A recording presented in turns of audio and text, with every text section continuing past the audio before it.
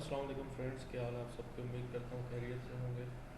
आज का जो हमारा टॉपिक है वो है परमिट टू वर्क सिस्टम के रिलेटेड कि परमिट टू वर्क सिस्टम क्या है, इसके अंदर जो इशूअर होते हैं, रिसीवर होते हैं, HSE परमिट कोऑर्डिनेटर होते हैं, उनकी क्या क्या रिस्पॉन्सिबिलिटीज़ हैं, ये क्यों ज़रूरी है, और जो है इसके साथ हम लोग हैज़र्ड को कैसे कंट्रोल कर सकते हैं। तो चलिए आज का टॉपिक हम स्टार्ट करते हैं। सबसे पहले हमारे पास इंट्रोडक्शन आ जाएगा, what is permit to work system. Permit to work system एक रिटन प्रोसीजर होता है, फॉर्मल एक प्रोसीजर होता है जिसमें आप परमिशन लेते हैं कोई भी काम करने की। ठीक है, कोई भी आपने प्लान करना है, सॉरी कंस्ट्रक्शन में काम करना है किसी भी किस्म का, चाहे कोई इंडस्ट्री क्यों ना हो, लाइफ लाइंस पे काम करना हो, तो आप एक जो इशूअर होता है उससे परमिट इशू करवाते हैं। रिसीवर होता है वो काम करने की प्रॉपर रिस्पॉन्सिबिलिटी लेता है। इससे क्या होता है कि आपकी अपनी सेफ्टी होती है, आपकी जो प्रॉपर्टी यूज़ कर रहे हैं, जो टूल यूज़ कर रहे हैं, उनकी सेफ्टी होती है। और ये कम्युनिकेशन का तरीका होता है साइट मैनेजमेंट के बीच में, सुपरवाइजर्स के बीच में, ऑपरेटर्स के बीच में, जिन लोगों ने काम करना है। इससे तमाम लोगों को पता होता है कि हम आज की हमारी ये एक्टिविटी प्लान्ड है। और PTW normally implemented in work activities near inside operating facilities. जैसे मैंने बताया कि ज़्यादातर हम ये लोग कंस्ट्रक्शन में भी यूज़ होता है और इंडस्ट्रीज़ में भी। इसके अलावा जो है हमारे पास कोई लाइव लाइन है, कोई ऑपरेशनल लाइन है, कोई जैसे फॉर एग्जांपल कोई इलेक्ट्रिकल वायर गुजर रही है अंडरग्राउंड, या जो है आपकी स्टीम लाइंस गुजर रही हैं एलिवेटेड हैं, चाहे वो अंडरग्राउंड है। तो इस तरह करके वो आप उसके आसपास जब भी काम करना है तो परमिट लाजमी लेना है। ये ना खुदा न खास्ता आप बगैर परमिट के काम कर रहे हैं, आपको नहीं पता कि नीचे यहाँ से कोई लाइन गुजर रही है और आप उसको डैमेज कर देते हैं तो उल्टा नुकसान हो जाएगा। How work is control within the permit to work system. इसमें वर्क कैसे कंट्रोल होता है हमारा परमिट वर्क सिस्टम में। बड़ा सिंपल है, work is control the by the following various step detail in the permit to work procedure and by using special document call work permit. ये एक स्पेशल किस्म का डॉक्यूमेंट होता है जिसको हम वर्क परमिट के नाम से जो है कहते हैं। इसके अंदर मुख्तलिफ सेक्शंस बने हुए होते हैं। ऊपर आप एक छोटा सा इंट्रोडक्शन देता हूँ, ऊपर डेट, टाइम, एरिया, काम की डिस्क्रिप्शन, कोई कितने लोग काम करेंगे, फिर नीचे हैजर्ड्स आ जाएंगे, कंट्रोल मीजर्स आ जाएंगे। ये हर इंडस्ट्री के अपने अपने जो है फॉर्मेट्स होते हैं। तो आपने जो है अपनी कंपनी के रूल्स रेगुलेशन या जो परमिट वर्क सिस्टम है उसको फॉलो करना है। ये जस्ट एक मैं जो हूँ रिमाइंडर या एक आप कह लें कि इन्फॉर्मेशन के लिए वीडियो बनाता हूँ। Work permits are not simple permission to carry out work but they determine how the work can be carried out safely. Permit work system का सिर्फ ये मतलब नहीं है कि आपने जो बस इजाज़त मिल गई और काम शुरू कर दिया। इसका ये मतलब है कि आपने सेफली ऐसे काम करना है, अपनी क्रू को, अपनी टीम को कैसे सेफ रखना है, आपने प्रॉपर्टी डैमेज नहीं होने देना, और काम की जो जगह है उसको भी प्रॉपर साफ़ सुथरा रखना है। काम करने के बाद ऐसे ही छोड़ के जाना है जैसे वो काम करने से पहले थी। तो नेक्स्ट हमारे पास है जी types of permit to work. इसमें हमारे पास टाइप्स में आ जाते हैं hot work permit, confined space entry permit, electrical permit, energising और डी एनर्जाइजिंग इसमें आ जाएगा, excavation permit, radiography permit, train critical lifts. इसके अंदर हमारे पास टैंडम लिफ्टिंग फॉर एग्जांपल जैसे आ जाती है, मैन बास्केट ऑपरेशन, ठीक है, और कोल्ड वर्क परमिट। मज़ीद इसकी आगे डेफिनेशन जो हैं वो ये हैं हॉट वर्क परमिट की, कि ये एक ऐसा क्लासिफाइड परमिट होता है जिसके अंदर सॉरी उस काम के लिए क्लासिफाइड परमिट होता है जिसके अंदर आग लगने का बहुत ज़्यादा चांस हो, जिसमें आग डायरेक्ट इन्वॉल्व हो, जिसके अंदर बहुत ज़्यादा पोटेंशियल हो source of ignition, which is done in the area where there may be a risk of fire explosion. और ऐसे एरिया में काम कर रहे हैं जहाँ पे आग लगने का या धमाका होने का खतरा होता है। और which involve the emission of toxic fumes from the application of heat, या फिर कोई ऐसी जगह जहाँ पे आप वेल्डिंग कर रहे हो वहाँ से कोई टॉक्सिक फ्यूम्स जो हैं उड़े हैं। ऑलरेडी वेल्डिंग जो है जब आप करते हैं तो उसका धुआं जो है वो बहुत ज़्यादा टॉक्सिक होता है स्पेशली वेल्डर के लिए। लेकिन कोई ऐसी जगह जहाँ पे आप काम कर रहे हैं तो ये हॉट वर्क परमिट उस जगह के लिए लिया जाता है, स्पेशली कि वहाँ पे कोई धमाका ना हो जाए, आग ना लग जाए, क्योंकि इसमें डायरेक्ट जो है आग इन्वॉल्व है। वेल्डिंग, कटिंग, ग्राइंडिंग इसकी मेन एग्जांपल्स दी जाती हैं हॉट वर्क की, क्योंकि स्पैटर्स जो हैं नॉर्मली निकलते हैं।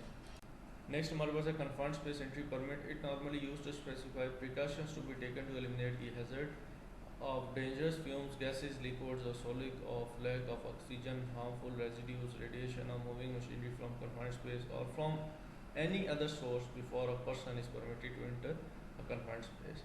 confined space वो चीज़ होती है जहाँ पे आप एक नॉर्मल इंसान जो है खड़ा होकर एक नॉर्मल तरीके से काम नहीं कर सकता, जिसके अंदर ऑक्सीजन के इश्यूज होते हैं, एल्यूमिनेशन के प्रॉब्लम होते हैं, एक्सेस एग्रेस के प्रॉब्लम होते हैं। तो ये कन्फाइंड स्पेस परमिट जो है प्रिकॉशंस जो है लेने में हमें हेल्प करता है कि कौन कौन सी प्रिकॉशन हमने लेनी है, और हैज़र्ड्स जो होते हैं जिसमें हमारे पास फ्यूम्स आ गए, गैसेज आ गई, लिक्विड सॉलिड किसी भी टाइप का, उसको एलिमिनेट करते हैं। ठीक है, इसके बारे में इंशाल्लाह किसी और दिन डिटेल में वीडियो बनाऊंगा, ये भी बहुत लंबा टॉपिक है। तो इसके अलावा एक कन्फाइंड स्पेस लाजमी ये नहीं है कि आप किसी टैंक में घुसें, एक्सीवेशन भी आपकी कन्फाइंड स्पेस में आ जाती है, अंडरग्राउंड सीवरेज टैंक भी आपके कन्फाइंड स्पेस में आ जाते हैं। ठीक है, तो इसके अलावा जो मूविंग मशीनरी कन्फाइंड स्पेस के पास से गुजर रही है, वाइब्रेशन होती है, ये तमाम चीज़ें उसके अंदर इन्वॉल्व होती हैं। तो इसके लिए कन्फाइंड स्पेस परमिट जो है वो लेना लाजमी है, ताकि जो है आप प्रिकॉशंस पहले से ले लें। नेक्स्ट है electrical permit, including energising and D energising. Electrical permit work क्या, ये मैक्सिमम जगहों पे जो है वो नहीं लिया जाता। नॉर्मली जो कोल्ड वर्क परमिट है, मदर परमिट जिसको हम कहते हैं, वो ही लिया जाता है, उसके ऊपर तमाम चीज़ें मेंशन होती हैं। लेकिन बाज़ जो अच्छे प्लांट हैं उनके ऊपर इलेक्ट्रिकल परमिट भी अवेलेबल होता है। It normally used to cover any work on electrical equipment and precautions to be taken to eliminate the risk of electrical shock, electrocution to people carrying out work और damage to property।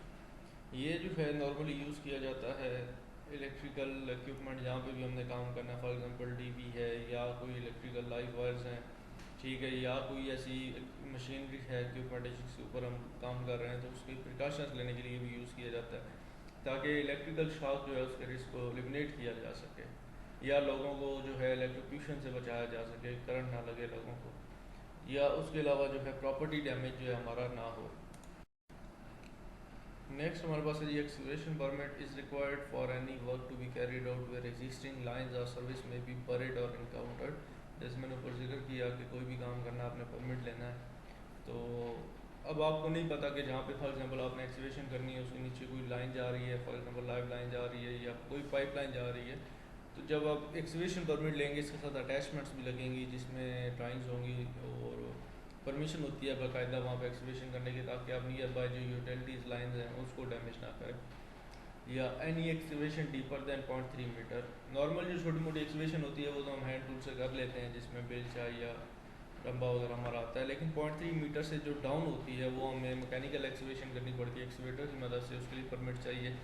Excavation activities near existing structure that is pole, electrical post, building, permanent equipment. कोई ऐसी excavation जो utilities का मैंने जैसे बताया कि electrical pole वगैरह लगे उसके करीब हो तो परमिट लाजमी लेना है।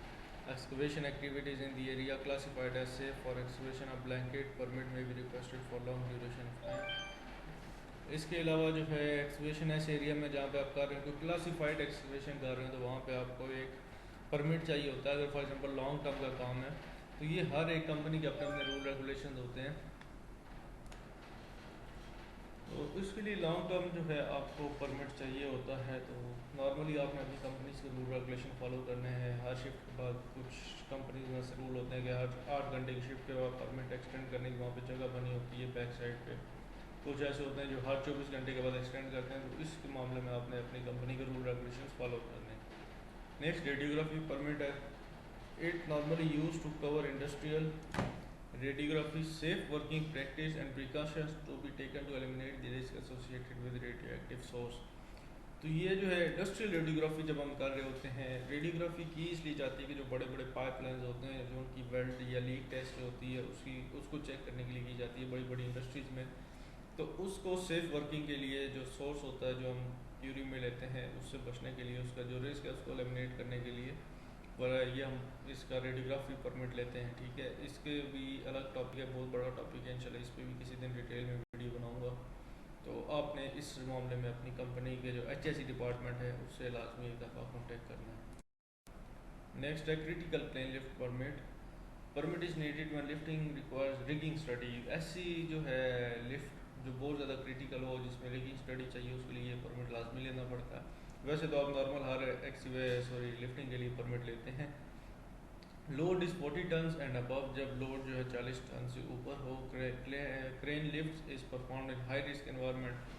हाई रिस्क एनवायरनमेंट में जब आपकी क्रेन लगी हुई हो, फॉर एग्जांपल बहुत ज़्यादा तेज़ हवा चल रही है या जो है पास से कोई पावर लाइन गुजर रही है overhead. Load is too big wide to be lifted. Load बहुत ज़्यादा बड़ा हो या बहुत ज़्यादा वाइड हो, चौड़ा हो उठाने के लिए लिफ्टिंग वेयर 2 और मोर क्रेन्स आर रिक्वायर्ड। ऐसी लिफ्टिंग जिसमें 2 क्रेन्स जो हैं वो इन्वॉल्व हों, जैसे मैंने बताया टैंडम लिफ्टिंग।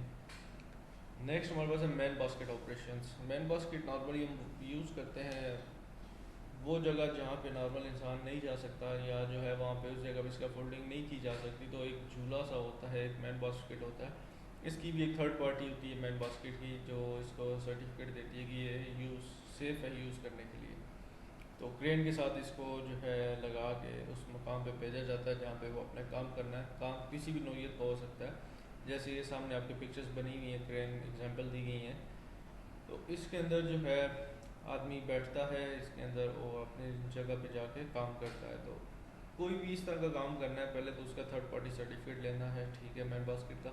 उसके बाद एक ट्रायल आपने लेना है, पहले किसी बंदे को भेजने से पहले खाली झूला ले जाए, वहाँ पे चेक करें क्रेन पहुँच रही है, कोई और इश्यूज तो नहीं है किसी के साथ, क्रेन जो है वो अटक तो नहीं रही किसी चीज़ के साथ, रिगर जो है प्रॉपर उस पर जो है इशारे दे रहा नहीं दे रहा। ये तमाम चीज़ें जो है मैन बास्केट ऑपरेशन जो है उसके अंदर कवर होती हैं, ठीक है।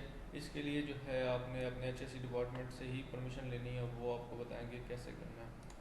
तो क्योंकि बहुत सारी जगहों पे अब एक जैसी इंडस्ट्री नहीं है या एक जैसी कंस्ट्रक्शन नहीं है, तो डिपेंड करता है कि नेचर ऑफ वर्क कैसा है। तो उसमें मैनेजमेंट की अप्रूवल बहुत ज़्यादा लाजमी होती है, वर्क साइट या स्ट्रक्चरल डिज़ाइन जो है वर्किंग कंडीशन को देखते हुए। और इसको करने से पहले, यूज़ करने से पहले एक दफ़ा ट्रायल आपने लाजमी करना है। नेक्स्ट हमारे पास है परमिट इशूर की क्या रिस्पॉन्सिबिलिटीज़ आ जाती हैं। जो ऑपरेशनल प्लांट मैनेजर होता है कंपनी का, वो ओन करता है परमिट सिस्टम को। The operation manager of affected section of plant or its designated representative shall be the permit issuer। जो कंपनी का आपका ऑपरेशन मैनेजर है, सेक्शन हेड है, या जो है उसका कोई डेजिग्नेटेड रिप्रेजेंटेटिव है, वो परमिट इशूअर होता है। वो रिस्पॉन्सिबिलिटी लेता है परमिट इशू करने की, काम करवाने की। In a non-operational area but existing facilities are already in place, the contractor area construction managers or company section head shall be the issuer of permit। ऐसी जगह जहाँ पे अभी इंडस्ट्री नहीं है लेकिन वहाँ पे इंडस्ट्री लगा दी है, मतलब कंस्ट्रक्शन चल रही है, तो वहाँ पे आपके जो कंस्ट्रक्शन मैनेजर हैं या सेक्शन इंचार्ज हैं, वो आपको परमिट इशू कर सकते हैं। The issuer has the sole authority to issue the permit. Issuer के पास ही सिर्फ एक अथॉरिटी होती है परमिट इशू करने की। The issuer shall be fully aware of site condition, the type of work to be carried out and all the requirements stated in the permit. Issuer जो है वो फुली अवेयर होता है, उसको तमाम जानकारी होती है कि क्या काम करना है, किस जगह पे करना है, वर्किंग कंडीशन कैसी है, और क्या क्या परमिट की रिक्वायरमेंट्स हैं।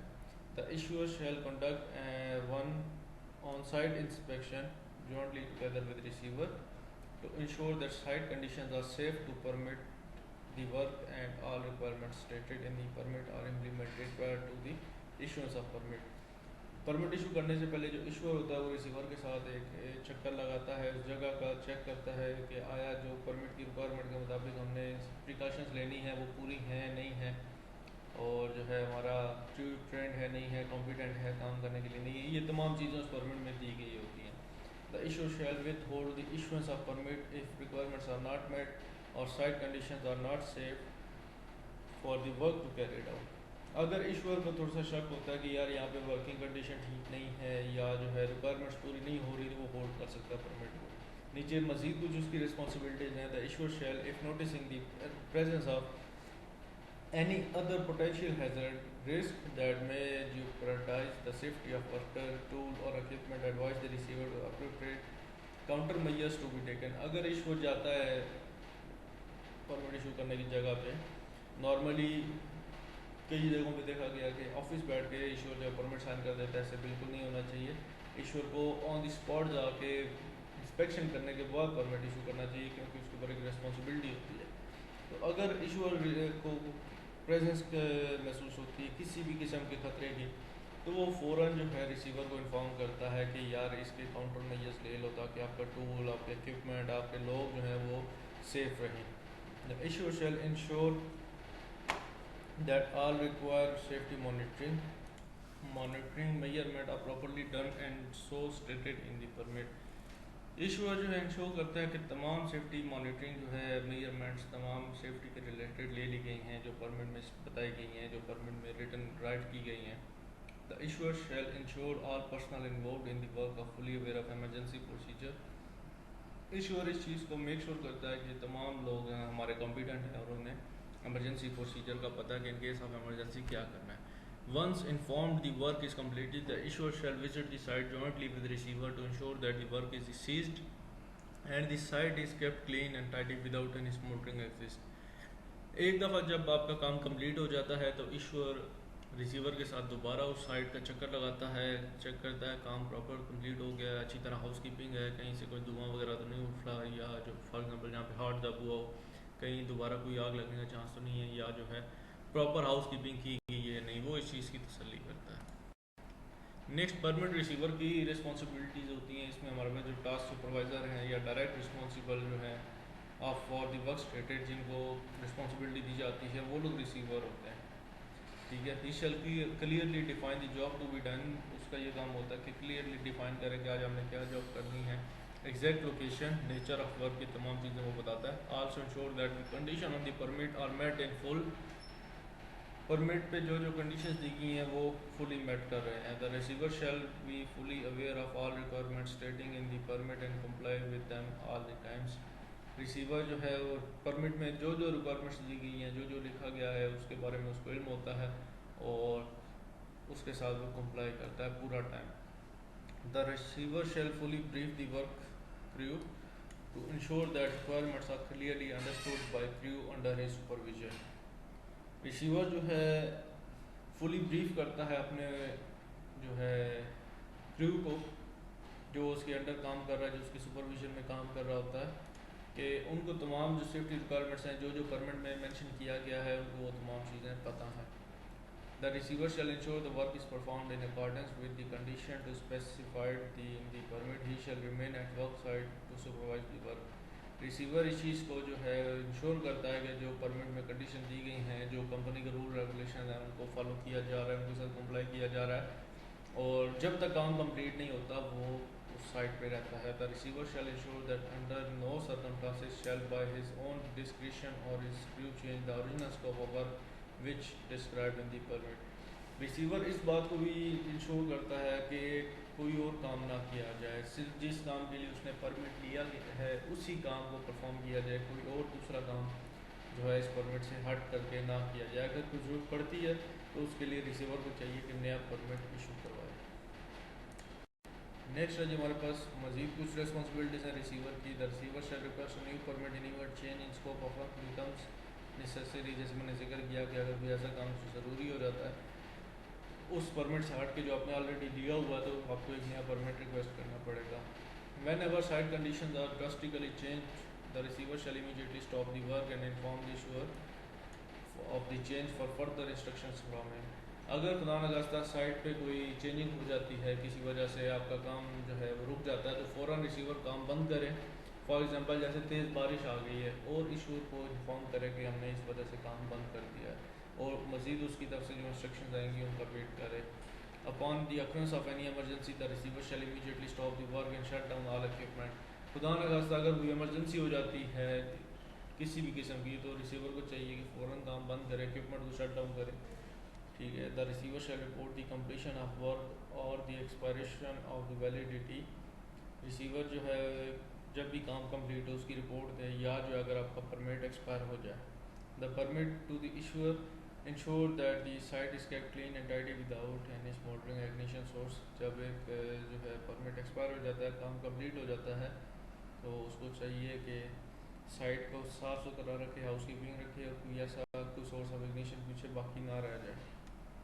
नेक्स्ट हमारे पास ये आता है the work in progress requires extending the validity stated in the permit the receiver shall suspend the work and request an issuance of new permit. अगर ऐसा काम जिसमें परमिट आपका एक्सपायर हो गया है लेकिन काम स्टिल चल रहा है, तो पुराना परमिट क्लोज आउट करके एक नया परमिट उसको रिक्वेस्ट करना चाहिए रिसीवर को। और काम जो है वो जब तक नया परमिट इशू नहीं हो जाता, पुराने की वैलिडिटी ख़त्म होने के बाद काम थोड़ी देर के लिए होल्ड कर देना चाहिए। नेक्स्ट हमारे पास HSE परमिट कोऑर्डिनेटर की रिस्पॉन्सिबिलिटीज आ जाती हैं कि उसका क्या जो है इसमें रोल है सारे में।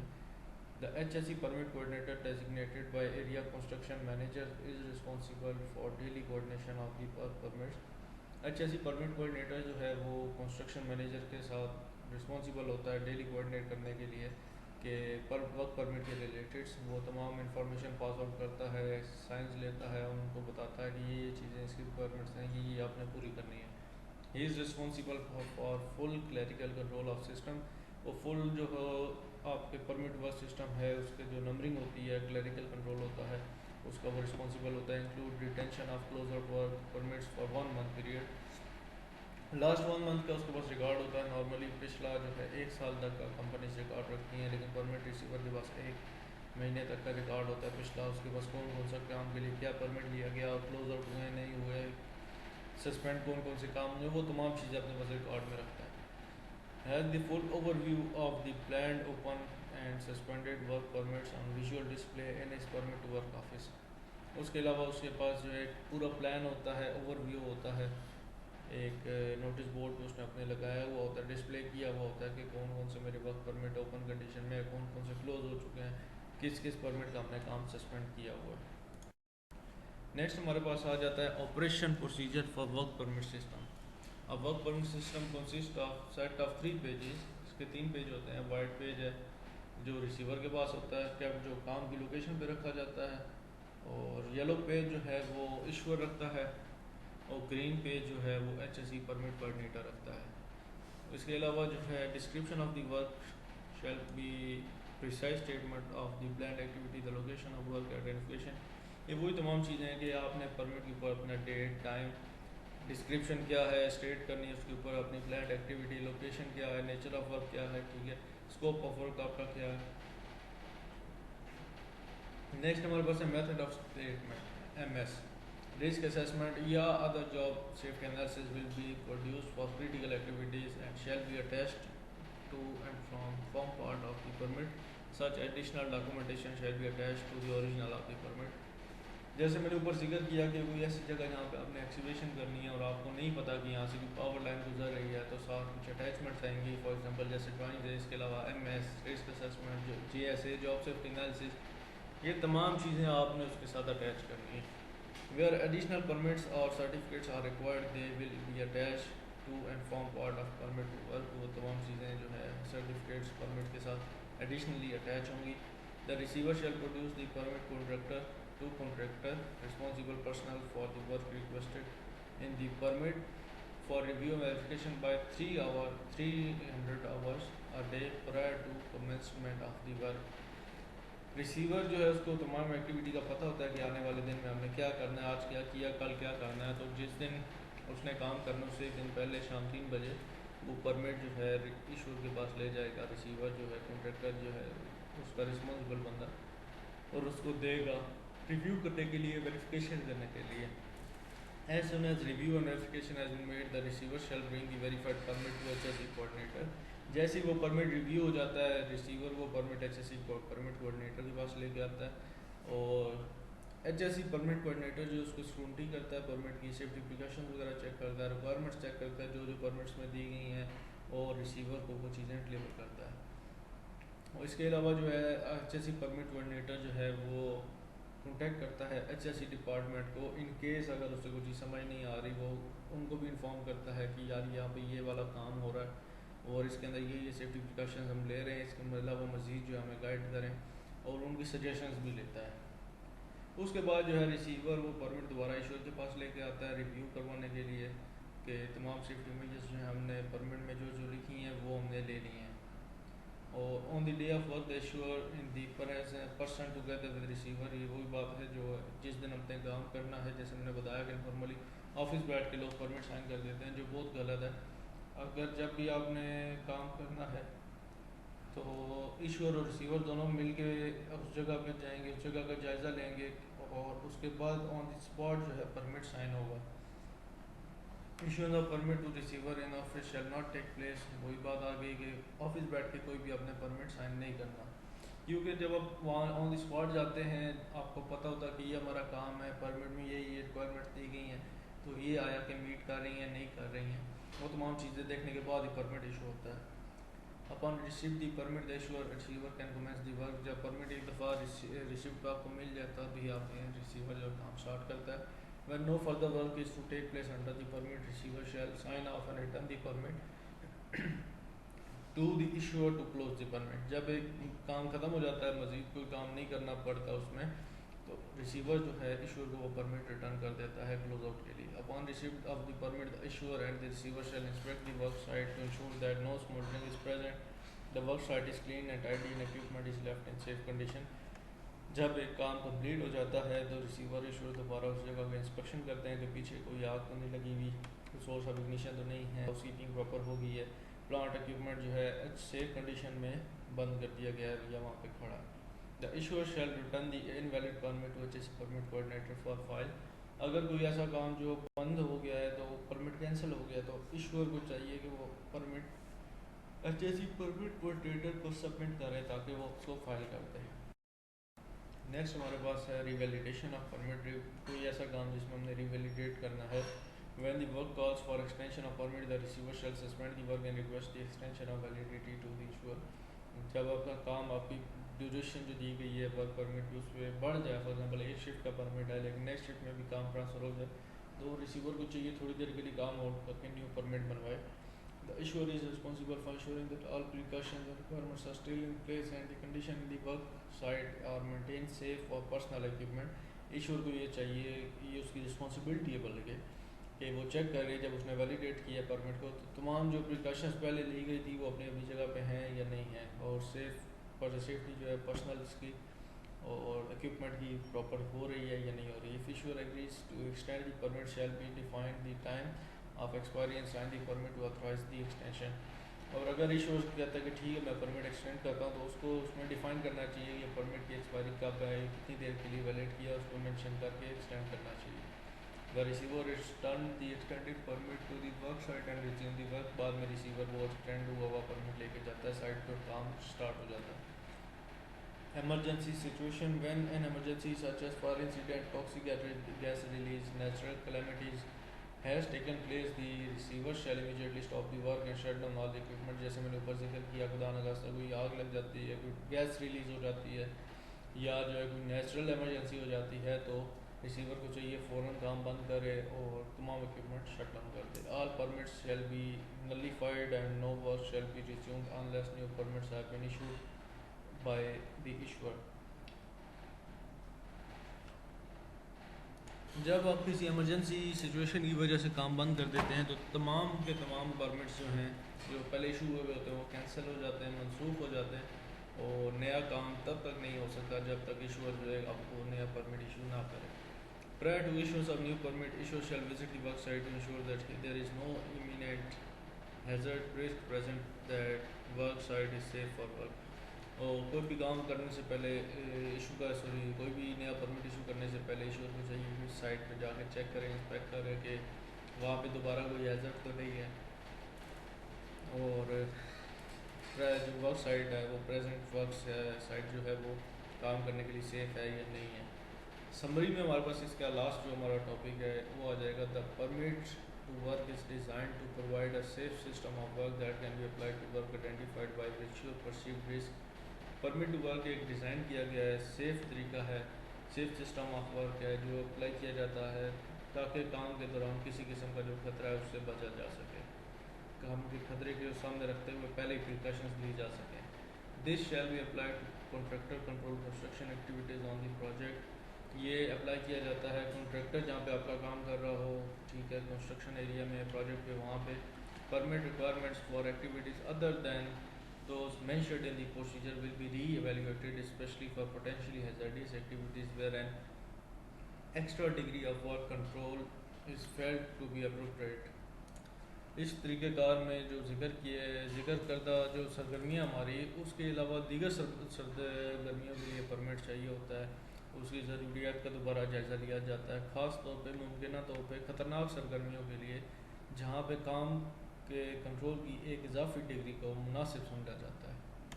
तो अपना बहुत सारा ख्याल रखिएगा, अपनी सजेशंस जो हैं वो कमेंट सेक्शन में ज़रूर दीजिएगा। उसके अलावा एक चीज़ और मेंशन करूँगा कि legislation time to time change होता है, तो आपने खुद को अपडेट करते रहना है अपनी कंपनी के थ्रू, एचएससी डिपार्टमेंट के थ्रू जो लेजिस्लेशन अपडेटेड है। हो सकता है मैं ये जो भी वीडियो बना रहा हूँ ये 2 साल के बाद ये चीज़ ना हो, कोई नए रूल रेगुलेशन आ जाए। अपना बहुत सारा ख्याल रखिएगा, दुआओं में याद रखिए। अल्लाह हाफिज़।